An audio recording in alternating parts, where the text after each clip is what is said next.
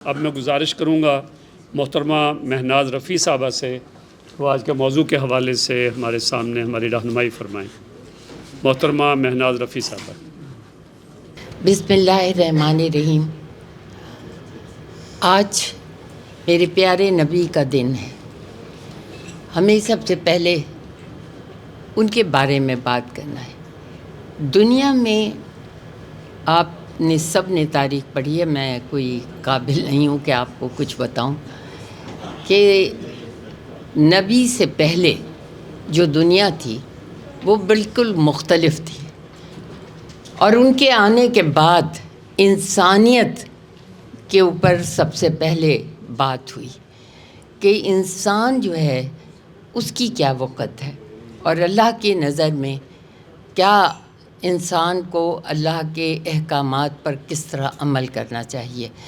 اور رسول پاک صلی اللہ علیہ وسلم نے اپنے وقت میں اس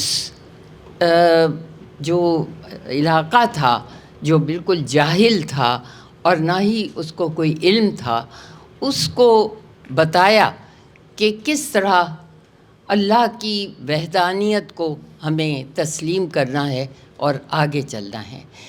اور دنیا بڑی تیزی کے ساتھ تبدیل ہوئی رسول پاک صلی اللہ علیہ وسلم کی اس تعلیم سے، اور اسی کے ساتھ ہی رسول پاک صلی اللہ علیہ وسلم نے عورت کو ایک مقام دیا۔ اس وقت عورت کی کوئی حیثیت نہیں تھی، وہ ایک لونڈی کی طرح سمجھی جاتی تھی۔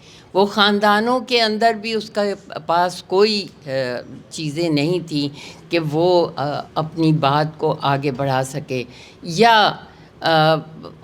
وہاں جو بھی خاندان تھے ان میں اس کو وراثت مل سکے، یا اس کے حقوق کیا ہیں۔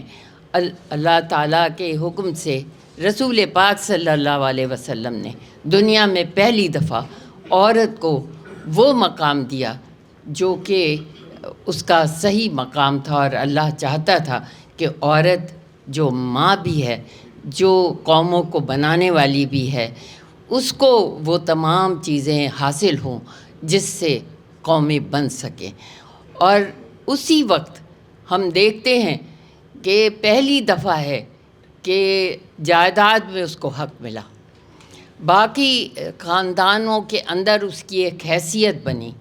اور یہ چیزیں جو ہیں، اصل چیز یہی ہے کہ آپ نے عورت کو وہ مقام دلوایا جو کبھی سوچ نہیں سکتے تھے، شاید مردوں کو بھی شاید وہ مقام نہیں تھا جو عورتوں کو اس وقت دیا گیا۔ تو یہ میرے رسول کی ایک بہت بڑی بات ہے جس کو کہ ہم نے آج کے دور کے حساب سے دیکھنا ہے۔ وہ تو جو کچھ ہونا تھا اس وقت ہوا، اور دنیا تبدیل ہو گئی۔ جہاں جہاں اسلام گیا وہاں وہاں عورت کو ایک مقام ملا۔ لیکن آج افسوسناک بات یہ ہے کہ بات کرنے والی تو اصل میں یہ ہے کہ آج ہم نے پاکستان بنایا اسلام کے نام پہ، پاکستان بنا اسلام کے نام پہ، لیکن یہاں آج بھی عورت کو وہ مقام نہیں ملا جو اسے ملنا چاہیے، جو اس کے حقوق تھے وہ اسے نہیں ملے۔ ہمیں آج بات اس بات پر کرنی ہے کہ عورت اور مرد میں کوئی فرق نہیں ہے، نہ مرد کوئی انفیریئر ہے نہ عورت انفیریئر ہے، دونوں برابر ہیں، دونوں انسان ہیں، اور دونوں کو وہ حقوق ملنے چاہیے کہ جس سے وہ آگے قومیں بڑھیں۔ اور قوم ہمیشہ ماں کی تربیت سے آگے بڑھتی ہے، باپ کی تربیت سے بھی بڑھتی ہے، میں اس سے انکار نہیں کرتی، لیکن ماں کی تربیت بچے کو اس کے پالنے میں شروع ہو جاتی ہے، اور وہیں سے اس کو وہ تمام چیزیں بتائی جاتی ہیں، سچائی، برائی سے دور رہنا، یہ تمام چیزیں جو ہیں۔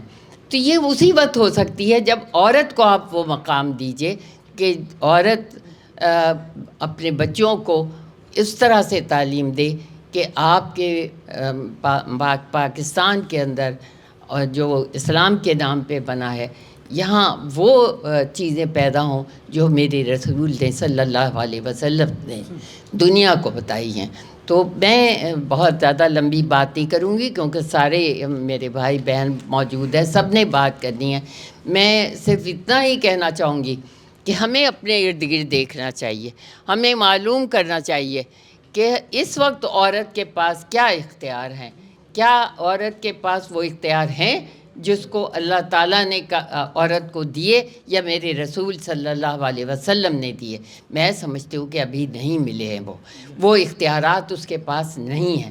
وہ اختیارات ہماری حکومتوں کو سمجھنا چاہیے کہ جب تک آپ ماں کے وہ اختیارات نہیں دیں گے اس وقت تک نہ اولاد کی وہ تربیت ہوگی اور نہ ہی وہ پاکستان کے لیے ایک اچھا شہری بنے گا. بہت بہت شکریہ.